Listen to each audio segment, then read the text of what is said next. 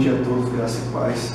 Eu estava vendo esse culto, esse país, culto de missões, eu preguei exatamente um ano e um mês atrás. Eu sempre tive aquilo, eu vou falar de um país que eu não fui, mas eu vou falar, quando eu for é melhor. E dessa vez eu fui conhecer o México, como vocês sabem. Foi extremamente interessante, diferente. Enfim, Deus é Deus, a gente às vezes fica em dúvida de muita coisa, mas a gente tem que confiar.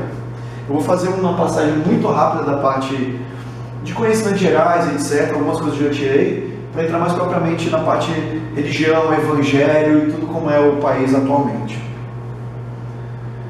Bom, o México está situado na América do Norte, ele faz fronteira com os Estados Unidos e Guatemala, e ele tem ao lado o Mar do Caribe, né, e o Golfo do México.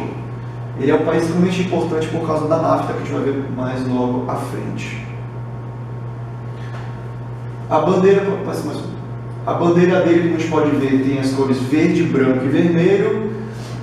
E é interessante que as datas que tem, elas são datas de quando ela foi feita, motivada pela questão da independência. Então hoje, atualmente, essa bandeira ela foi definida e adotada em 1984. Então tem um pouquinho mais de 30 anos, é relativamente nova. O significado das cores também é bem interessante. O verde é considerado a independência, ou seja, independência em relação à Espanha e também esperança. O branco é a questão da religião, ou seja, uma questão de ser puro, pureza, e a unidade. E a religião bem realmente no sentido do catolicismo. E o vermelho é a união entre o povo europeu e o americano, e também o sangue dos heróis nacionais. O brasão de armas é bem interessante essa história, como eu havia contado anteriormente. Ela é referente a uma lenda asteca. Isso eu percebi no país extremamente forte, a questão asteca, desde tatuagem no povo, pinturas no meio da rua nos dias atuais. Resumindo, era um povo que estava andando nômade há 200 anos no meio do deserto, e o pajé, o chefe lá deles, como que ele chamava, o xamã, disse que eles iam encontrar onde eles iriam ter local fixo quando eles vissem uma águia segurando uma cobra em cima de um cactus. E eles encontraram, na época era o lago de Texcoco, que hoje fundaram a capital, que hoje nada mais é que a capital do México, ou seja, a cidade do México. Então é bem interessante isso. E consequentemente o brasão de armas está também na própria bandeira deles. Próximo. Demografia, capital, cidade do México, que foi o local que eu fui visitar. É interessante que ele é apenas uns 300 a 400 quilômetros de Acapulco, também perto. A área deles é 1 milhão de quilômetros quadrados aproximadamente. Eles falam principalmente o espanhol e o castelhano, e mais dialetos que giram em torno de 364. E é interessante que o inglês também é bem falado. Então o inglês lá é como se fosse a segunda língua deles, estudado no colégio principalmente. Então eles falam bastante. Aqui a gente pode ver, pela questão das cores, os locais que são mais povoados, né? Conforme a gente for subindo, a gente vai subindo mais para o deserto. O IDH é elevado, é o 74º do mundo. Uma população de mais ou menos 128 milhões de habitantes. IDH 0,75. E a densidade são 55 habitantes por quilômetro quadrado. Ele só perde para o Brasil em relação às Américas, tá? Então ele é o segundo país mais populoso e também é o segundo país maior PIB da América Latina, perdendo obviamente somente para o Brasil. E é o 14º país com maior independência do mundo. Ele é composto por 31 estados, que a gente consegue identificar pelas tonalidades de azul, e um Distrito Federal. A geografia dele, o clima é bem interessante, você consegue ver tanto a questão de praia como a questão de deserto. Ele está ali próximo ali da América do Norte, então junto com o Canadá, eles vão criar o bloco da NAFTA. O clima consegue ser extremamente quente, extremamente frio. No dia que eu estava lá, eu cheguei a pegar a temperatura de 10, 12, 8 graus, principalmente no final da noite, bem no início da manhã. E durante o dia estava coisa de 28, 30 graus, um calor absurdo. E também extremamente poluída a cidade. Eu fazendo uma comparação, a cidade do México é uma São Paulo muito maior, com muito mais engarrafamento e trânsito e muito mais poluição. A gente conseguia ver isso nas folhas, por exemplo.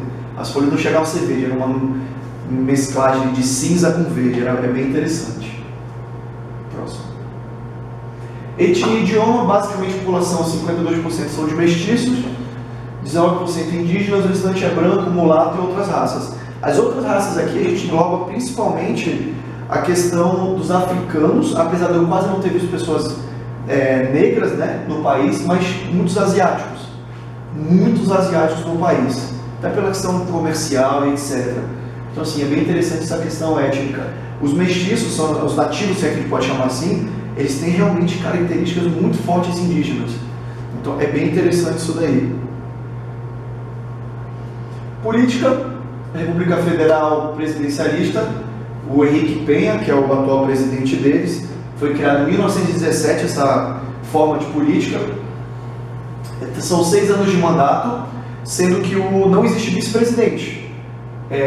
Quando, por exemplo, o presidente morreu ou for destituído, o próprio Congresso se reúne e elege um presidente. Aqui, o México é ou cidade do México, né, CDMX, é uma cidade gay-friendly, que eles chamam, ou seja, é tudo liberado na questão de homossexual. Então é extremamente comum, eu fiquei até impressionado, já fui em São Paulo várias vezes, tem muito também de ver homens e mulheres de mão dada, mas no México eu achei uma coisa fora do normal comparando com São Paulo. Então o México tem essa característica, não é à toa que há sim uma perseguição muito grande dos cristãos, principalmente dos evangélicos no país. Aqui é o ex-presidente Felipe Calderón, que é interessante citar ele, que ele fez uma revolução na questão de violência e contra as drogas no país, tanto que nos primeiros 2 dias eu fiquei muito impressionado com a quantidade de polícia na rua, só que não é uma polícia comum, uma polícia, vamos dizer assim, com a vestimenta do Bob, por exemplo, todos muito bem escondidos, só aparecem os olhos, armamento muito pesado na rua, em cima de caminhonete. Então assim, você começa no início a ficar um pouco receoso, mas você se sente mais tranquilo pela quantidade de polícia que tem. E obviamente que isso teve um auxílio dos Estados Unidos, é claro. Economia, como eu falei, o PIB dele é o segundo da América Latina e o 14º do mundo. Em poder de compra, ou seja, eles são considerados 11º, ou seja, eles têm um poder de compra assim muito alto. E giram uma renda per capita em torno de $10 mil. Aqui é a moeda deles, que a gente pode ver. É interessante que você sair na rua, comparando com o real, você tem que ter muito dinheiro, ou seja, muita moeda física para comprar pouca coisa. Então as coisas acabam sendo relativamente barato lá, comparando com o Brasil. Eles, basicamente, 90% de tudo que eles produzem, tudo que eles fazem é focado para exportação, mas, consequentemente, passa mais tem a questão do turismo. E o NAFTA, como eu já falei, também é importantíssimo dentro desse bloco da América como um todo e da América do Norte. É interessante citar que a China tem um grande peso dentro do país. No hotel que eu fiquei, tinha muitos chineses, dava para ver famílias, como executivos, pessoas trabalhando, então foi bem interessante ver esse outro lado aí do país, não só conhecido pela internet. Como eu falei, consequentemente, o turismo é outro ponto importante, as belíssimas praias, as pirâmides de Teotihuacan. Eu visitei essas pirâmides, eu subi nessas pirâmides, e depois procurando no meu arquivo, eu tirei uma foto igualzinha a essa, idêntica a essa. Subi essa daqui, a pirâmide da Lua, que eles chamam de uma pirâmide menor, e aí você consegue ver todo o pátio deles. Eles dizem que daqui dessa pirâmide, que é essa daqui, né, para lá, antigamente eram 5 quilômetros. Com a reconstrução se transformou em 2 quilômetros. Ou seja, você andar daqui para cá são 2 quilômetros de distância. Então, num calor maravilhoso, numa altitude sensacional e um peso espiritual muito absurdo. O tempo, acho que umas 3 ou 4 horas que eu passei aí andando, subindo, eu estava muito enjoado e sem fome, coisa que para mim é raro. Quando eu saí de lá, a fome veio. Então, assim, é muito impressionante, você sente. Isso aqui no meio são altares onde eles fazem os sacrifícios, e na pirâmide maior, que você sobe ali, são 64 metros de altura, se eu não me engano. Enfim, mais de 300 degraus. Você consegue ver a cidade como um todo, 360 graus, mas você não se sente confortável ali. Não é só pela altura, pelo cansaço, você não se sente confortável. Mas eles exploram isso muito, muito mesmo. Pode passar. Aqui é uma outra pirâmide que eu não consegui, agora eu não me recordo o nome dela, mas também outra pirâmide que também tinha a mesma questão. É interessante que nas pirâmides você não consegue entrar dentro delas, é só por fora. E obviamente no topo sempre são altares para sacrifícios e etc. Nossa. Educação, o país é altamente alfabetizado, gira algo em torno aí de 91% para as pessoas acima de 15 anos. Educação primária e secundária é gratuita e compulsória, ou seja, até o ensino médio é obrigado a estar na escola e ela é gratuita. Aqui é muito bonita essa imagem, eu passei na frente dela, a Biblioteca Nacional da Universidade do México, e ela de noite ela fica assim, é muito bonito. Obviamente que é um desenho azteca, que tem seus significados de deuses, etc. E ela é uma biblioteca que tem uma história muito interessante, que o Juan Palafox e Mendonça doou para iniciar ela a sua coleção privada, que gerava em torno de 5.000 livros. É uma das maiores que tem, junto com a de Coimbra, etc., do mundo. Então é bem interessante isso. E eles têm livre acesso. Qualquer pessoa pode entrar lá e acessar. Ela é uma educação bilíngue, como eu já falei para vocês, né? Aqui a gente começa a entrar na religião. 80% tem dados que variam, mas basicamente a população é totalmente católica. Só que esse catolicismo a gente começa a ver que ele tem uma miscigenação em relação à cultura africana, à cultura do próprio xamanismo, que é muito forte também para eles. Apesar de estar acontecendo um avivamento lá, a igreja que eu visitei, esses dias eu recebi o convite, eles fizeram uma espécie de um congresso com todas as igrejas evangélicas presentes ali na cidade, e foi bem interessante. Então eles começam a ter um avivamento sim. Então basicamente de 128 milhões de habitantes, algo em torno de 120, 121 se intitulam cristãos. Aqui é a Nossa Senhora de Guadalupe, que é a padroeira deles, assim como no Brasil Nossa Senhora de Aparecida, e o Dia dos Mortos que eles comemoram. É interessante essa situação aqui, Dia dos Mortos, que eles entendem que é uma autorização divina para os mortos virem visitar os vivos. E eles comemoram, fazem as comidas que os mortos adoravam, gostavam de comer, se vestem de esqueletos, pintam o corpo, roupas, etc. Em todo local que você vai de artesanato deles, sempre tem muitas questões focadas para esqueleto, para as caveiras. Chega a ser até bonito, porque é uma coisa extremamente colorida, mas tem um significado que é esse significado dos mortos virem visitar os vivos. É extremamente forte isso. São 2 dias, né? 1º e 2º de novembro. Pode passar. Agora a gente entra na parte que eu visitei, que eu conheci. Isso daqui é dentro de um parque, é o Bosque Chapultepec, é um gigante. Ele só perde de tamanho para o Central Park de Nova York. E é interessante que por onde você anda, você vê. Aqui está um pouco ruim essa imagem, mas você consegue ver que são inscrições, animais, deuses, astecas, e esses totens gigantes que são, cada um é um tipo de deus, cada um tem uma representação. E isso aqui foi em cima do ônibus que eu tirei a foto. Então assim, é muito forte isso lá, extremamente forte. Então você começa a ter uma questão de religião cristã, mas uma coisa também mais voltada para essa questão de outros deuses, né? A cultura asteca que eles têm lá muito forte.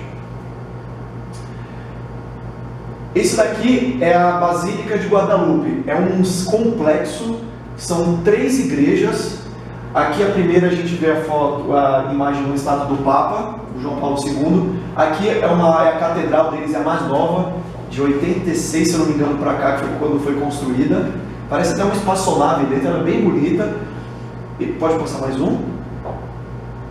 Ali é a segunda, que é já uma década, os tempos anteriores, não recordo agora a data. É interessante, quando ela foi construída, embaixo são charcos, né, lagos. Então você olha de frente, ela já tem um desnivelamento. E eles estão trabalhando porque a cada ano parece que ela encolhe 2 a 5 centímetros. E aqui é outro também, o batistério, essa é a primeira. A segunda e a terceira, que foi a primeira foto que vocês mostraram, que era mais nova, que eu mostrei que é mais nova. Quem já deve ter ido ou já viu fotos daquele santuário de Nossa Senhora de Fátima, de Aparecida, ele é igualzinho, ele é gigante. Ele é gigante. Só muda o nome da entidade. Ele é gigante. Isso aqui é uma das entradas, tá? Quando você entra pra cá, eu tô aqui de costas. É gigante o local, recebe muitos. No dia que eu fui, tinha tipo uma aglomeração de jovens fazendo novena e etc. Então, quer dizer, é igual, só muda o nome. É realmente dessa forma. Pode passar. Passa mais um. Tem muita foto. Isso é dentro da Igreja Nova. Como eu falei, é uma coisa muito mais moderna. Aqui você consegue ver todos padres, bispos que estavam lá tendo uma missa naquele momento. Aqui, já na segunda igreja, uma das imagens que eu tirei foto mostra a questão da Virgem de Guadalupe, como aconteceu, etc. São afrescos, né, que eles chamam, pintado por pintores muito famosos da época, e tudo isso aqui em volta é ouro, tá, gente? Como tem na igreja católica no Brasil, tudo é com muito ouro, muita riqueza. Pode passar? Isso é muito interessante. Isso daqui se chama Cruz dos Santos Benditos. Na próxima slide eu vou mostrar o que tem aqui. Isso é dentro da segunda igreja que está fundando. E aqui é o Menino Deus, que eles chamam.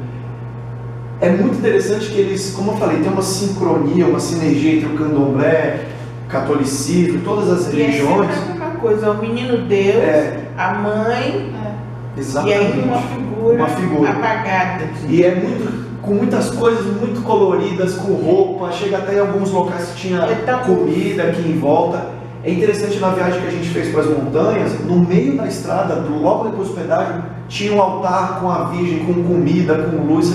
Você olha assim, é um negócio até estranho, porque não é costume que a gente vê no Brasil, e lá é extremamente costumeiro, habitual. Aqui, ó, Cruz dos Santos e Beatos, ou seja, padres, freiras, pessoas que se transformaram pela igreja, né? Então lá tem, aqui você coloca a sua oferta, então lá tem isso daí, tem até Madre Teresa de Calcutá aqui em cima, e essa cruz de madeira ali do lado. É bem interessante como a gente consegue ver, como diz a palavra, conhecereis a verdade vos libertará. Quando você começa a ler a palavra, começa a ver as coisas na vida real, gente, está um pouco divergente daquilo que eu estou lendo, que eu estou acreditando. Então esse é o cenário deles. Continuando, isso é no meio da cidade, atrás da Universidade de Medicina. É um bosque já, um sítio arqueológico, onde tem ruínas das pirâmides. Aqui seria como se fosse uma casa. No fundo você vê uma igreja, e bem aqui você vê uma espécie de um altar asteca. Então assim, no mesmo local, você consegue ver tudo isso, que quando eles foram reformar a universidade, eles encontraram isso no meio da cidade. É bem interessante. Esse é o primeiro local que a gente passa antes de ir para as pirâmides. Então você já começa a ver por aí como é que funciona. Aqui é mais próximo, se conseguirem ver. Talvez vocês se lembrem desse formato naqueles chapéus que tem dos astecas, nas imagens que a gente vê no colégio. É a mesma coisa. Então é uma mesclagem que a gente tem de muitas coisas. Essa foto não ficou boa, mas o que é essa foto? Essa foto está dentro de uma igreja, de uma das milhões que eu visitei. Ela representa um rei asteca se convertendo ao cristianismo. Consegue mostrar ele aqui com toda a vestimenta dele, aqui os monges jesuítas na época, que é quem foi fazer todo esse desbravamento pela Espanha. Pode passar. Aqui é legal de mostrar, isso é numa igreja que eu visitei já indo para as montanhas, que mostra a parte de missões do cristianismo para o Japão e para a China. Na verdade é para a China. São pinturas que quando eles foram reformar a igreja eles encontraram. Então mostra os padres saindo do México e indo para a China e para o Japão. É bem interessante. Pode passar mais um. Aqui é quando eles chegaram lá, eles eram mortos e eles eram crucificados, porque o Japão não aceitou de uma forma muito mais simples, digamos assim, como os indígenas, que também tiveram mortos, etc. Mas assim foi revelado, foi mostrado, né, pintado, eles mortos, eles chegando lá e sendo mortos, todos crucificados. É bem interessante isso. Aqui é o outro lado da pintura, é também a mesma coisa, como eles se comportavam e tudo mais. Porque naquela época não tinha jornal, não tinha foto, então eles pintavam nas paredes da igreja. Pode passar. Isso é bem legal. Passa mais um. Mais um. Lembra que essa igreja eu acabei de mostrar que tem dentro da pintura, que tem as pinturas? É um complexo de igrejas também, onde aqui a gente tem uma cruz e uma caveira, que é justamente os corsários que traziam também isso. Então, é uma mistura, vou ser bem sincero, muito doida. Para quem não conhece nada, fica meio perdido. E aqui é uma das entradas da igreja, que se vocês verem, tem um quadrado aqui em volta. Isso não é um quadrado, isso é desenhado, pintado, a corda que segurava a batina dos jesuítas. Então eles faziam... É muito louco no final das contas. E aqui é uma pintura que tem dentro de uma dessas três igrejas, que representa a tríade, né? Pai, Filho e Espírito Santo. Porém, para a igreja, até 1900, se eu não me engano, era considerada uma heresia. Por quê?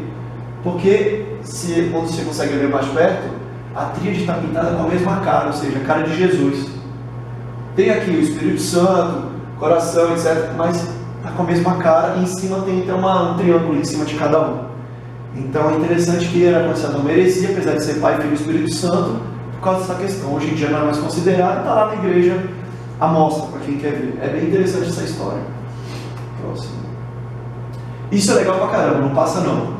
Visitando Tácito, que é uma cidade das montanhas, isso daqui, antigamente, não são carrascos, como eu pensei que fosse. Desculpa. Não são carrascos, são pessoas que se flagelam. A primeira foto é a foto de uma mulher, uma imagem, claro, uma estátua de uma mulher segurando velas quentes na mão e caminhando. E no corpo enrolado com uma corda bem presa ao corpo. Com velas quentes, o quê? Se purificando, como a gente vê em outras religiões. O segundo é um homem carregando uma cruz mega pesada, só que ele não está carregando nas mãos, ele está carregando aqui no antebraço, que é justamente para se flagelar, para se purificar. Pode passar mais um.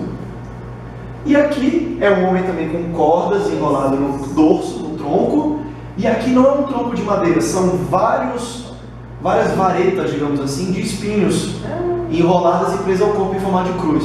E eles subiam, faziam todo o trajeto pela cidade, na montanha, que México está a 2.000 e poucos metros de altitude em relação ao nível do mar. Essa cidade está a mais 1.300, ou seja, lá já era ruim de respirar, extremamente íngreme a rua e curta, estreita.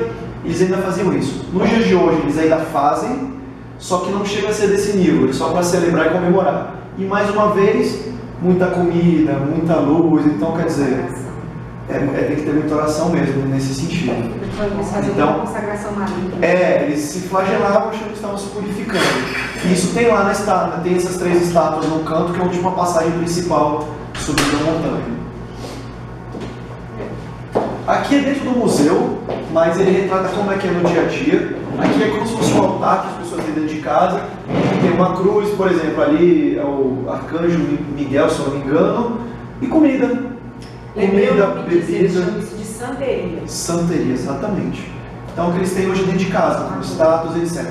E aqui é a representação de um casamento típico mexicano, onde tem a noiva, tem o noivo, e eles são presenteados. Aqui tem artigos de limpeza, panela, bebida, comida aqui na outra. Então assim, hoje ainda é assim, isso está representado, como a gente pode dizer, é o profano e o santo querendo se misturar. E a gente tem até inclusive a cruz de Cristo ali atrás. Aqui é a representação do xamã, que existe isso até hoje lá.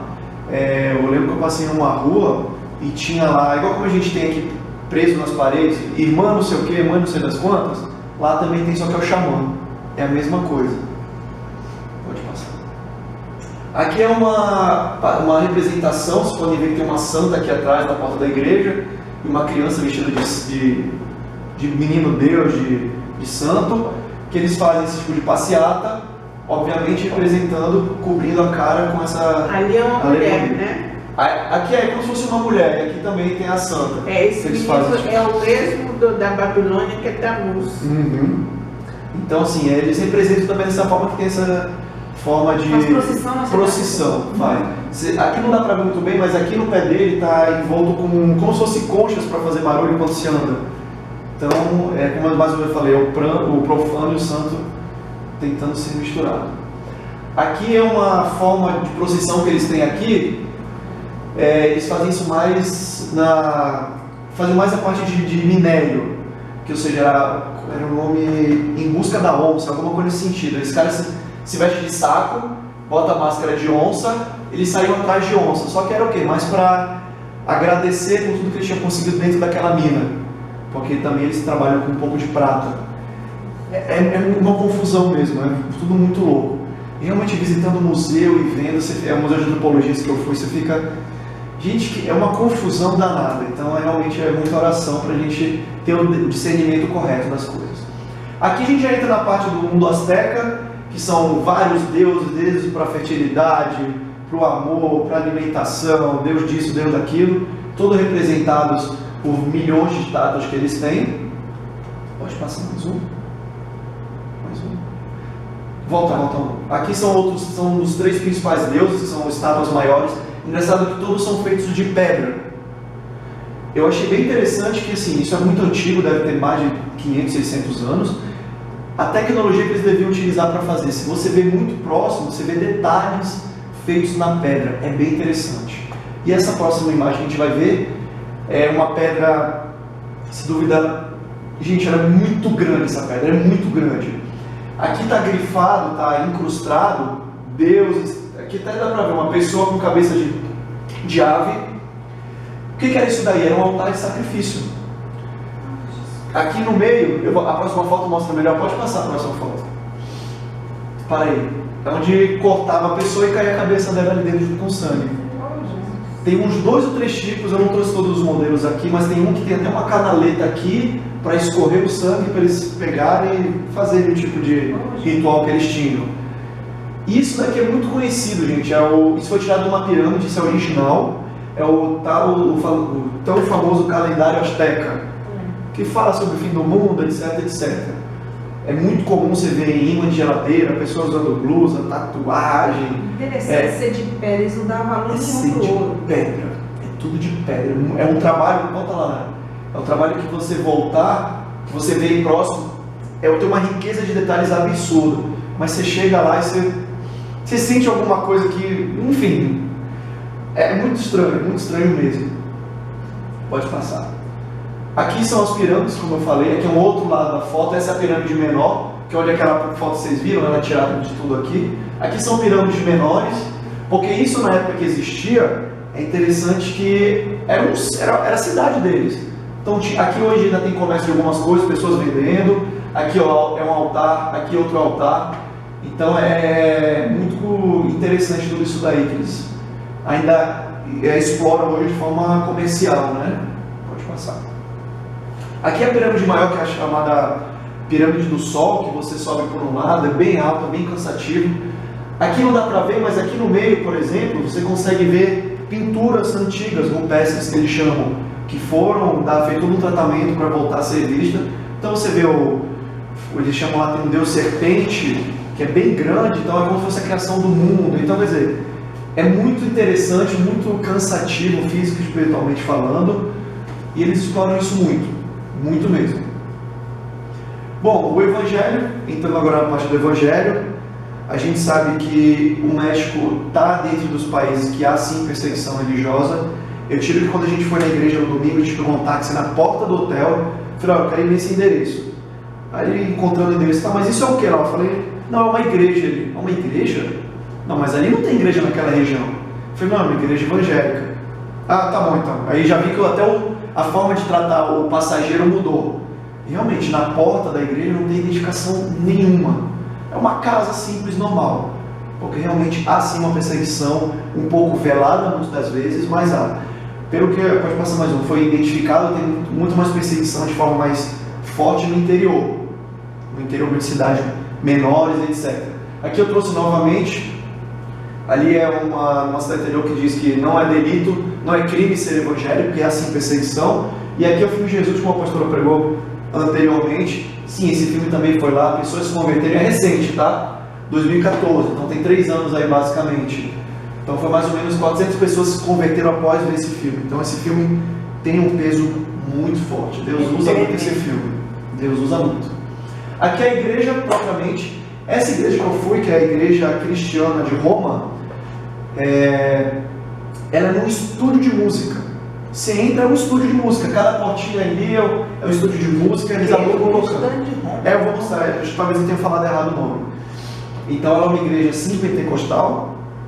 Quando eu procurei na internet ela estava como batista, mas eu fui lá, na hora de ver o curso e tudo, ela é pentecostal. Então ela é realmente pequena, tem um sentido de família. Quando terminou o culto, tinha, igual a gente tem o cafezinho da manhã, as pessoas nos acolheram super bem, nos ajudaram quando a gente saiu, a gente foi para outro lugar para almoçar. Então foi bem interessante, pode passar. Aqui é o grupo de louvor, ela é mexicana e ela é americana, que está lá também, estão cantando, louvando. As mulheres na frente, né? Aqui ó, Comunidade Cristiana Roma.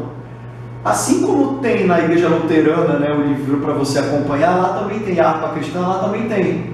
E dentro, quando você recebe esse livro que você não pode levar, ou pelo menos não deve levar, né, você tem dentro um papel que você pode colocar seu nome, seu e-mail, seu celular, da cidade que você veio, se você está trabalhando, estudando ali, e pedidos de oração, como podemos te servir. Aí diz aqui, me interessa participar da comunidade, quero saber mais sobre Jesus, quero praticar com algum pastor, quero que orem por mim, coloca o motivo. Então isso é legal, no final você entrega, é bem bacana. Pode passar. Isso é dentro, tem um índice, essa música que a gente conhece como Grande é Meu Deus, quando começou a tocar, eu conheço essa música, então em espanhol, é claro, e aqui cantarei o teu amor. Então é muito interessante, é uma igreja que toda vez que eu viajo, é engraçado que Deus me prepara sempre igrejas onde o evangelho realmente é pregado. E essa igreja, eu vou dar um exemplo, na hora de dízimos e ofertas, o pastor não pediu dinheiro, não fez aquele apelo, falou, para quem é visitante não se sintam intimidados a ofertar, não é obrigado. Para quem já é membro, quem já é membro, vocês sabem que nós temos contas a pagar, só isso. E passou a caixinha, cada um colocou quanto quis, ou se não colocou também, não tem problema, porque Deus provê. Então é bem interessante, a palavra foi muito legal. O início do culto, pode passar mais um lado. Esse é o pastor com a missionária francesa que estava lá visitando, conhecida dele. No início do culto, abre o culto com uma pregação voltada para as crianças. Depois as crianças vão para a escola dominical, junto com essa moça aqui, inclusive, que estava na minha frente, com um dos filhos dela. Só o pastor tinha 5 meninos, 4 meninos, a mulher dele está esperando mais um. Jesus. É interessante que na Irlanda foi a mesma situação. Deus seja louvado. Ele é americano e mora lá há muitos anos. Povo empolgado. E foi bem interessante. Como vocês podem ver, não tem púlpito também, como é o nome? Suporte de partituras de música. Igual isso aí. Igual a gente utiliza aqui também. Então é interessante porque realmente é uma comunidade, é uma família, igual como a gente tem aqui, um cuidando do outro, um orando por outro. Ele estava comentando que ia ter culto de oração, acho que na terça ou quinta-feira, não lembro agora. No outro dia ia se reunir na casa de não sei quem também para fazer um culto na casa. Então, pelo menos para mim, Deus é um Deus que prepara as surpresas. Eu fico, olha, estou pelo menos tentando entrar no caminho. Então isso é bem legal. Pode passar mais um. E aqui, falando Brasil e México, é uma obra missionária que sai aqui do Brasil e vai para lá, se chama Projeto Ayuk. Ou seja, ela está traduzindo a Bíblia no idioma Ayuk e expandir para todo o sul do México. Pode passar. Aqui, como eu falei, o Projeto Ayuk, que é no interior, focado principalmente nos indígenas. E o que é mais legal é que eles conseguiram criar, discipular, doutrinar, enfim, obreiros no próprio idioma dessa comunidade indígena, que também ajudam o pastor que está lá, que é o pastor Luciano. Pode passar. Aqui, como eu falei, o México é uma cidade gay-friendly, né? Então eles têm sim perseguição, como por exemplo aqui uma notícia agora de 2015, não vai fazer nenhum ano, que o pastor foi multado por fazer uma passeata, distribuir panfleto contra o casamento gay. E no interior também, em janeiro de 2016, famílias de evangélicos são perseguidas por católicos, têm suas casas incendiadas. Infelizmente é uma situação que acontece, então temos que orar muito pelas pessoas que estão lá. Ali, a Secretaria de Missões da Assembleia da Paraíba também trabalha lá. Com esse mesmo projeto, eles atuam em outros locais do mundo. E vamos orar pelo México.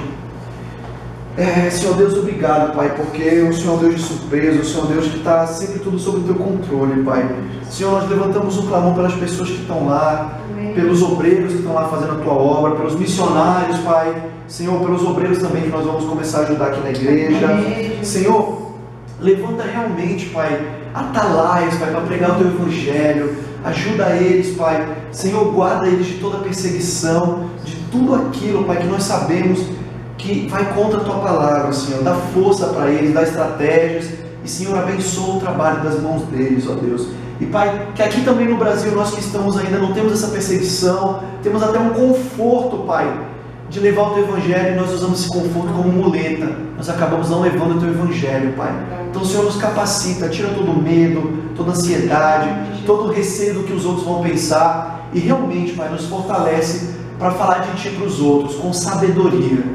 Senhor, guarda eles, Pai.